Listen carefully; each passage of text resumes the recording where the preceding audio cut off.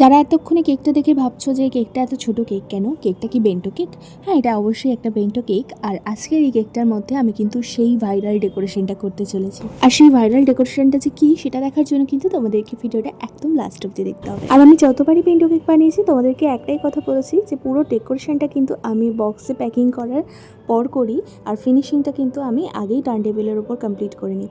এইভাবে বক্সটা করে নিয়ে কিন্তু ডেকোরেশনটা করলে বেশি সুবিধা হয় আমার। তো এবার তোমরা কি বুঝতে পারছো যে আমি কোন ভাইরাল ডেকোরেশনটার কথা বলছিলাম? হ্যাঁ, এই কিউট কাপল দুটোর যে ভাইরাল ডেকোরেশন রয়েছে সেই ভাইরাল ডেকোরেশনটার কথাই আমি তোমাদেরকে বলছিলাম। তবে এই কেকটা এতবার আমি বানিয়েছি, প্রায় 10 থেকে 12 বার আমি কেকটা বানিয়েছি, কিন্তু একবারও না আমি ফন্ডেন্ট দিয়ে বানাইনি। প্রতিবারই এই পেপার টপারের ওপর কাজ করে বানিয়েছি।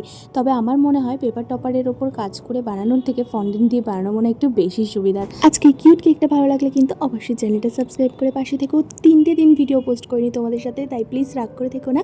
নতুন নতুন অনেক ভিডিও পোস্ট করব। বাই।